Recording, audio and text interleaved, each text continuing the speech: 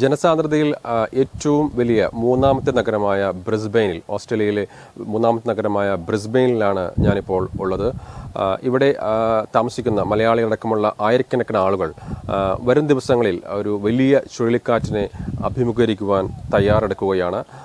Alfred എന്ന് പേരിട്ടിരിക്കുന്ന ഈ ചുഴലിക്കാറ്റ് വെള്ളിയാഴ്ച വൈകുന്നേരം അല്ലെങ്കിൽ ശനിയാഴ്ച പുലർച്ചെ 2 മണിയോടുകൂടി ബ്രിസ്ബെയിനിൻ്റെ കര തൊടും എന്നാണ് കാലാവസ്ഥാ വിഭാഗം നൽകുന്ന മുന്നറിയിപ്പ്. അതുകൊണ്ട് തന്നെ ഇവിടെയുള്ള മലയാളികളടക്കമുള്ള ആളുകൾ വലിയ ആശങ്കയിലാണ്.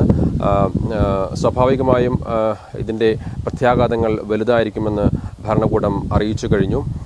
ഏകദേശം 50 വർഷങ്ങൾക്ക് മുമ്പ് മാത്രമാണ് ഇതുപോലെ ഒരു ചുഴലിക്കാറ്റ് ബ്രിസ്ബെയിനിൽ ആഞ്ഞടിച്ചത്. എന്നാൽ അന്ന് വെറും 10 ലക്ഷം മാത്രമായിരുന്നു ബ്രിസ്ബെയിനിലെ ജനസംഖ്യ എങ്കിൽ 2025 എത്തുമ്പോൾ 25 ലക്ഷം ആളുകളാണ് ഈ ബ്രിസ്ബെയിനിൽ മാത്രം തിങ്ങിപ്പാർക്കുന്നത്.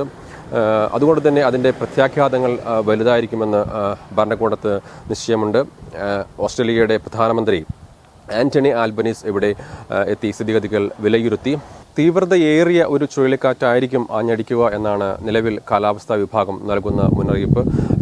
ചുഴലിക്കാറ്റിനെ കാറ്റഗറി 2 വിഭാഗത്തിലാണ് നിലവിൽ ഉൾപ്പെടുത്തിയിരിക്കുന്നത്. അതുകൊണ്ട് തന്നെ ഈ കാറ്റിൻ്റെ തീവ്രതയനുസരിച്ച് ഭവനങ്ങൾക്കും മറ്റും വലിയ നാശനഷ്ടങ്ങൾ ഉണ്ടാകുവാനുള്ള സാധ്യതയുണ്ട്. മറ്റൊരു പ്രത്യാഘാതം എന്ന് പറയുന്നത് ചുഴലിക്കാറ്റിനോടനുബന്ധിച്ച് വെള്ളപ്പൊക്കത്തിനുള്ള വലിയ സാധ്യതകൾ നിലനിൽക്കുകയാണ്. താഴ്ന്ന പ്രദേശങ്ങളിലുള്ള ജനങ്ങളോട് അവിടെ നിന്നും മാറി താമസിക്കണമെന്ന് ഭരണകൂടം നിലവിൽ ആവശ്യപ്പെട്ട് കഴിഞ്ഞു. വെള്ളപ്പൊക്കം ഉണ്ടായാൽ വൈദ്യുതി തടസ്സപ്പെടുവാനുള്ള വലിയ ഒരു സാധ്യതയും നിലനിൽക്കുന്നു. ദിവസങ്ങളോളം വൈദ്യുതി തടസ്സം നേരിട്ടാൽ അതിനെ പ്രതിരോധിക്കുവാനായി മലയാളികളടക്കമുള്ള ആളുകൾ വലിയ തോതിൽ ഭക്ഷ്യസാധനങ്ങൾ വാങ്ങിച്ചു കൂട്ടിയിട്ടുണ്ട്. സൂപ്പർ മാർക്കറ്റുകളിലും മറ്റും വലിയ ക്ഷാമമാണ് ഭക്ഷ്യസാധനങ്ങൾക്ക് അനുഭവപ്പെടുന്നത്. അത്തരത്തിൽ വലിയ പ്രതിസന്ധിയുടെയും ആശങ്കകളുടെയും മണിക്കൂറുകളുടെയാണ് മലയാളികളടക്കമുള്ള ആളുകൾ ഇപ്പോൾ കടന്നു പോകുന്നത്.